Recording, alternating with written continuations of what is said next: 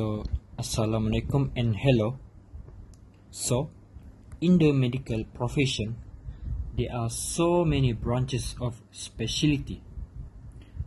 So, among all of this specialty, I am interested becoming orthopedic surgeon, where this field focusing more on musculoskeletal system.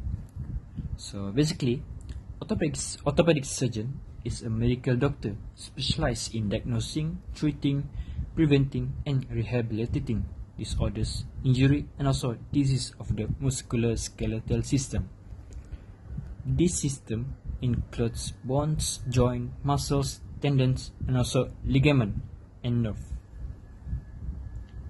So then, let's get to know about the musculoskeletal system. So the muscular and skeletal system work together to support and move the body. The muscles of muscular system are attached to the bone, pulling on them to allow the movement of the body. Well, the skeletal system serves to protect the body's organ and also support the weight of the body.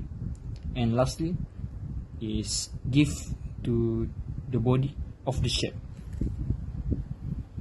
And next, we get deeper into the skeletal system.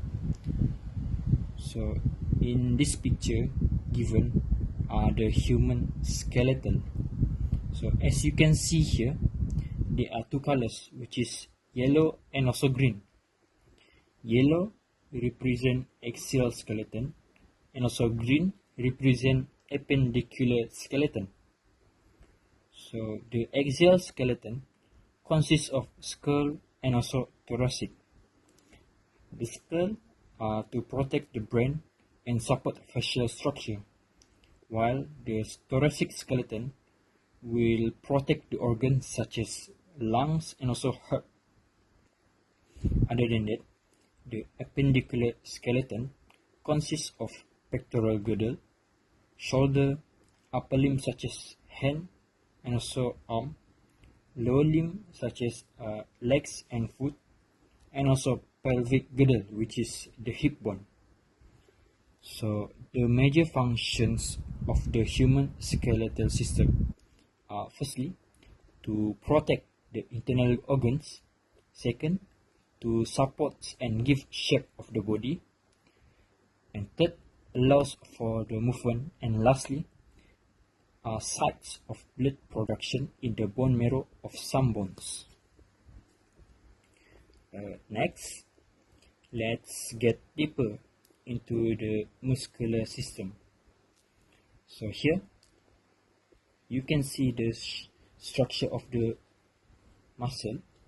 So the skeletal muscles is innervated by somatic or motor nerves to stimulate voluntary movement. So skeletal muscle fiber cells are narrow but can be long, and each fiber has its own connective tissue called endomysium. The muscle fiber are in bundles known as vesicles, which are held together by a layer of connective tissue called the perimysium. These are grouped together to form muscles bound by sheets of fibrous connective tissue known as epimysium. So skeletal muscle are antagonistic, which is they work in position to each other to create movement, and when skeletal muscles receive signal from the somatic or motor nerve, it will shorten, pulling one bone towards the other. As one muscle in the pair contracts, the other muscles relaxes. The process is then reversed to strengthen the bone. So the skeletal muscle require 4 key properties, which are firstly contractibility, second extensibility, third elasticity, and fourth excitability.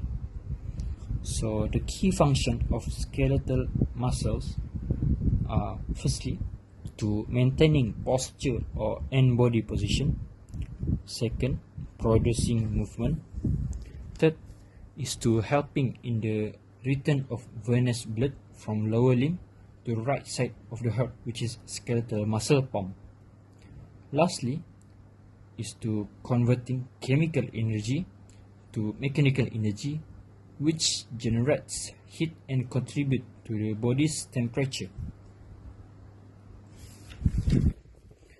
So next, here we got musculoskeletal system related to the disease. So here I provide two related disease, which is rheumatoid arthritis and also osteoporosis. So firstly, we go to rheumatoid arthritis. So rheumatoid arthritis is an autoimmune and inflammatory disease. So in a joint with rheumatoid arthritis, the lining of the joint become inflamed, causing damage to the joint tissue. So the treatment usually includes the use of the disease-modifying anti-rheumatic drugs, DMARD, and also can be managed rheumatic arthritis with self-management strategies. Secondly is osteoporosis. So osteoporosis is a health condition that weakens bones by making them fragile and more likely to break. So the treatment include the regular exercise, taking vitamin, also taking mineral supplement, and medication such as hormone therapies.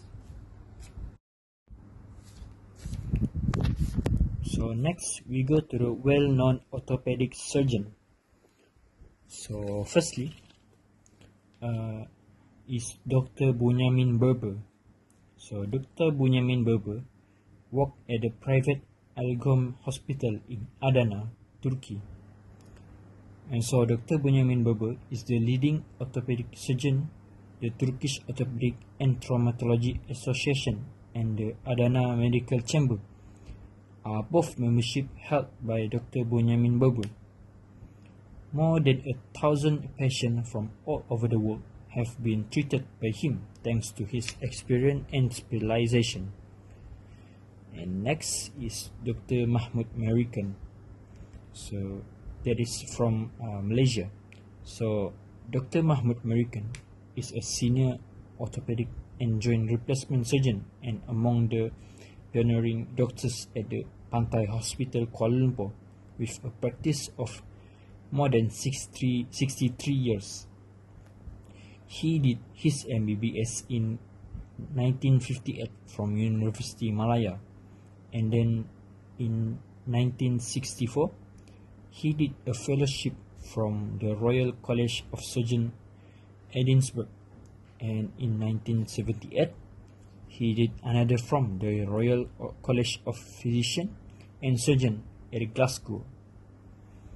Dr. Merican is an expert at performing orthopedic procedures, particularly of the spine and for cases of trauma, and he also treats knee injury, spot injury, and also a fracture of the bone. So I think that's all from me. Thank you very much, and thank you for watching.